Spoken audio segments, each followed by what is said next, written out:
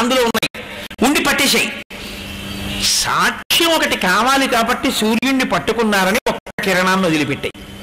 ఆ ఒక్క కిరణం అటు ఇటు వెళ్ళడానికి స్వేచ్ఛ లేకుండా సంఖ్యలేసి పట్టుకున్నాయి. అందుకని తిన్నగానే పడింది పాపం, అది అటు ఇటు వెళ్ళలేక. ఆ ఒక్క కిరణమే ఇలా వచ్చినటువంటి నీ పాపట. ఇక్కడ ఉన్న ఎర్రటి నువ్వు పెట్టుకున్న కుంకమే బాలసూర్యుడు. ఈ పక్కన ఉన్నటువంటి నల్ల జుత్తులో ఉన్నవే చీకట్ల గుంపులు. అమ్మా, నీ పాపటలో పెట్టుకున్న బొట్టు, నీ నల్ల జుత్తు, నీ పాపట నేను ఇలా చూశాను. ఇలా నేను భావన చేసి చూసిన కారణం చేత నాకొక్కడికే కాదు, ఈ శ్లోకం చెప్పినందుకు, ఈ శ్లోకం చదివినందుకు, ఈ శ్లోకం విన్నందుకు కొద్ది దూరమైన మనసు కదిలి అమ్మవారి యొక్క ఆ కేశపాశాన్ని, అమ్మవారి తలని, అమ్మవారి జుత్తుని ఎవరు చూశారో, ఎవరు వింటున్నారో, ఎక్కడ చెప్పబడిందో అక్కడంతా కూడా క్షేమము కలుగుగాక. ఆవిడ జుత్తు యొక్క శక్తి అటువంటిది. అది సామాన్యమైన జుత్తు కాదు. ఆ కబరీ బంధము, ఆ కేశపాశము అంత శక్తివంతమైనవి.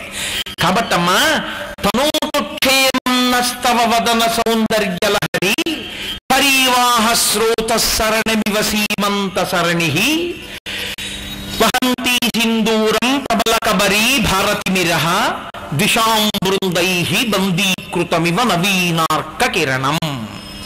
ఈ శ్లోకాన్ని అర్థం తెలిసి చదువుకున్నా మంచిదే, అర్థం తెలియకుండా చదువుకున్నా మంచిదే.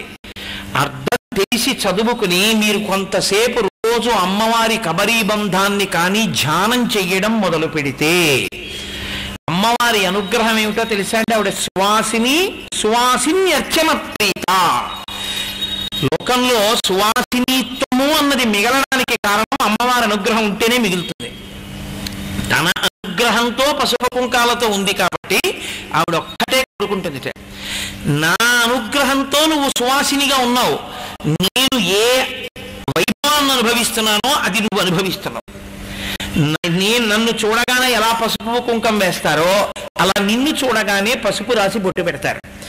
కాబట్టి నీవు కూడా నన్ను ఉపాసన చేసి ధ్యానం చేస్తూ ఉండు అంటుంది.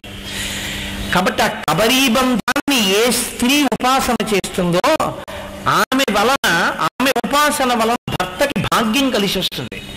ఏ పురుషుడు అమ్మవారి కబరీ బంధాన్ని, అమ్మవారి కేశభారాన్ని ధ్యానం చేస్తాడో అతనికి క్లేశభారం తగ్గిపోతుంది.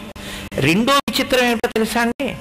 అమ్మవారి కేశముల సహజ సుగంధం ఎలా ఉందో ఆ సువాసనల వలన దుర్వాసనలు పోయి మనకి ఎలా శాంతి కలుగుతుందో అలా అమ్మవారి కబరీ బంధాన్ని నిరంతరము ధ్యానము చేసేటటువంటి వ్యక్తి వలన, ఆయన మాట వలన, ఆయన చేష్టితముల వలన, ఆయన పనుల వలన కొన్ని లక్షల మంది, కొన్ని కోట్ల మంది తరించేటటువంటి పనులు జరుగుతాయి.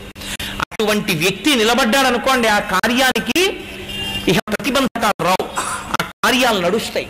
ఆ శక్తి ఎక్కడి నుంచి వస్తుంది అంటే అమ్మవారి యొక్క కేశభార ధ్యానము చేత వస్తుంది. కాబట్టి నల్లని కేశపాశాన్ని ధ్యానం చేస్తే ఇంత గొప్ప శక్తి, కాంతి ఎలా వస్తుంది ఉపాసనలో? దానికి జవాబు ఏమిటంటే నువ్వు చేసి చూడు, నీకు తెలుస్తుంది. అది నోటితో చెప్పేది కాదు. అమ్మవారి కేశభారాన్ని, ఆ జుత్తుని ధ్యానం చేస్తే నువ్వు నీ క్లేశభారాన్ని పోగొట్టుకుని అంత గొప్పవాడి అవుతావు. నీకు శంకరాచార్యుల వారు ఇంత వర్ణించి చెప్పినా, వ్యాసుడింత చెప్పినా నువ్వు అమ్మవారి కబరీ బంధమునకు నమస్కరించలేని వాడవైతే కన్నులుండి అంధుడవైపోయిన వాడితో సమానం అయిపోతావు అని ఈ విషయాన్ని ఎక్కడ తెప్పి పొడిచారో తెలుసా అండి? పోతన గారు భాగవతంలో దశమస్కంధం చివరిలో రుక్మిణీ కళ్యాణ ఘట్టంలో ఓ మాట అంటారు. బంధువులందరూ కృష్ణునకు శ్రీముషి సింధువులై విచారముల్ చేయగవారల నడ్డుపెట్టి దుస్సంధు రుక్మి కృష్ణుడిని చాలా విరోధము చేసి మత్త పుష్పందివేణి శిశుపాలున కంచు తలంచి అంధుడై అంటారు. రుక్మిణీదేవి సాక్షాత్ లక్ష్మి అమ్మవారు. అటువంటి తల్లి రుక్మిణిగా జన్మించింది. పెద్దన్న రుక్మి. బంధువులందరూ ఆవిడ కృష్ణుడికి ఇచ్చి పెళ్లి చేద్దాం అనుకున్నారు. ఆయన ఎక్కడ పుడతాడో ఆవిడ అక్కడ పుడుతుంది. శ్రీరమ సీతగాగ నిజ సేవక బృందము వీర వైష్ణవాచార జనంబుగాగ విరజానది గౌతమిగాగ వికుంఠమున్నారయ భద్రశైల శిఖరగ్రముగాగ వసించు చేతనోద్ధారకుడైన విష్ణుడవు దశరథి కరుణాపయోనిధి అంటారు గోపరాజు గారు. అటువంటి తల్లి జన్మిస్తే ఆమె అంత పెద్ద కేశపాశంతో ఇంట్లో నడుస్తుంటే రుక్మి ఆ తల్లి యొక్క జుట్టు చూస్తే ఉన్న అజ్ఞానం పోవాలి. వాడి కర్మ ఏమిటంటే వాడి అమ్మవారి కేశపాశ దర్శనం భక్తితో చెయ్యని కారణం చేత ఆవిడ్ని శిశుపాలుడికి ఇస్తానన్నాడు. మత్త పుష్పంధివేణి విత్తు శిశుపాలున కంచు తలంచ అంధుడై, కన్నులుండి చూసి భక్తితో నమస్కరించి వైభవాన్ని పొంది అజ్ఞానం పోగొట్టుకోలేనటువంటి ఆ రుక్మి అంధుడే అంటారు పోతన గారు. కాబట్టి శంకరుడు మనకింత గొప్ప శ్లోకాలు ఇచ్చినందుకు, వ్యాస భగవానుడు అటువంటి నామాన్ని ఇచ్చినందుకు, అమ్మవారంత గొప్ప అభయాన్ని ఇచ్చినందుకు, అటువంటి లక్ష్మీ స్థానాన్ని చూసి మనం అదృష్టాన్ని పొందగలిగినటువంటి స్థితిని ఆర్షధర్మమునందు మనం పొంది ఉన్నందుకు లలితా సహస్రనామ స్తోత్రాన్ని గడగడగడగడ చదవకూడదు. చక్కగా ఒక్కొక్క నామాన్ని చదువుతూ ఆ నామంలో అమ్మవారి యొక్క వైభవాన్ని ధ్యానం చేస్తే ఏకశబ్ద సంవిజ్ఞాత పుష్పప్రయుక్త స్వర్గే లోకే కామదుగ్భవతి. ఒక్క నామం చాలు, ఒక్క మాట చాలు, జీవితాల్ని ఉద్ధరించి సస్యశ్యామలం చేసి సర్వమంగళములను అనుగ్రహించగలదు. అది జగదంబ వైభవంని ఇవాళ నిన్నను చతుర్బాహు సమన్విత రాగస్వరూప పాశాఢ్య క్రోధాకారాంకుశోజ్వల మనోరూపేక్షుకోదండ పంచతన్మాత్ర సాయక అవన్నీ చెప్పారని కాదు, వాటి మీద విహంగ వీక్షణం చేశాను కాబట్టి ఇవాళ చంపకాశోక పున్నాగ సౌగంధిల సత్కచ.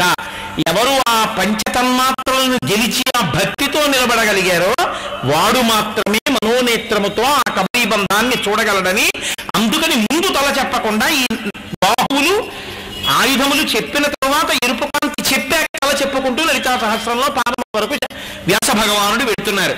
కాబట్టి రేపటి రోజున మళ్ళీ జగదంబ ఏది పలికిస్తే పలికి చక్కగా రేపటి రోజుతో మనం జగదంబ మీద చేసేటటువంటి ఈ ఉపన్యాస పరంపరని ముగింపు చేద్దాం. మళ్ళీ రేపు సాయంకాలం 6:30 కలుసుకుందాం. మంగళాచార్యవరై పదాచార్య పురోగమై సర్వై పూర్వైరాచార్యై సత్కృతాయాస్తు మంగళం. మంగళం కోసలేంద్రాయ మహనీయ గుణాత్మనే చక్రవర్తి తనూజాయ సర్వభౌమాయ మంగళం.